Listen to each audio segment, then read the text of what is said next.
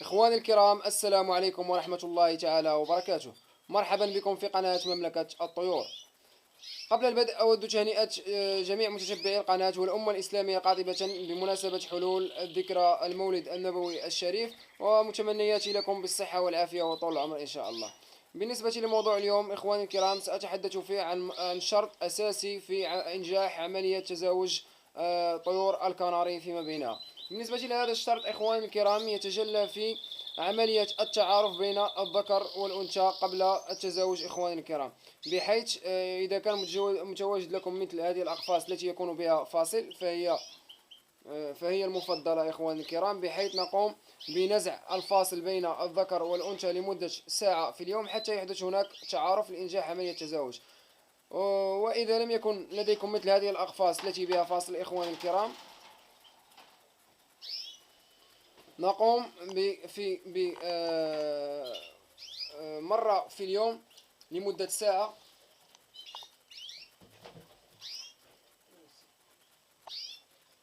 بتعليق قفص الذكر عند الأنثى إخواني الكرام بهذه الطريقة. إخواني الكرام، حتى تحدث عملية التعارف قبل الشروع في التزاوج، لأن إذا لم نقم بهذه العملية إخواني الكرام من الممكن أن لا تنجح لنا عملية التزاوج، وبالتالي عند إدخال الذكر على الأنثى يبدأون بالشجار طوال الوقت، ولن نتحصل على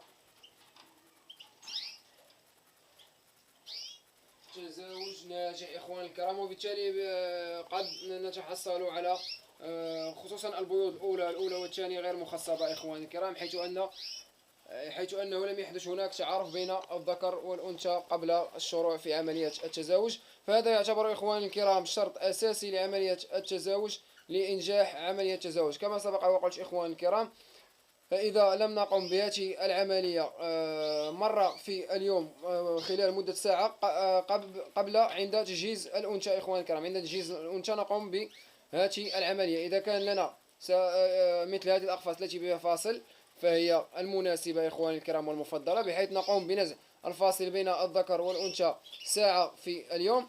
فإذا لم يكن لنا مثل هذه الأقفاص، لنا أقفاص صغيرة، نقوم بتعليق قفص الذكر عند الأنثى لمدة ساعة في اليوم لتحصل هناك عملية التعارف إخواني الكرام قبل الشروع في عملية التزاوج، لإنجاح عملية التزاوج. لأن كما سبق وقلت إخواني الكرام، إذا لم نقم بهذه العملية فمن الممكن الحصول على بيوض غير مخصبة، بحيث عندما ندخل الذكر على الأنثى ولم تحصل هناك عملية تعارف يبدأون بالشجار، وقد نتحصل على البيوض الأولى، خصوصا البيضة الأولى غير مخصبة إخواني الكرام، وبالتالي يضيع منا فرخ.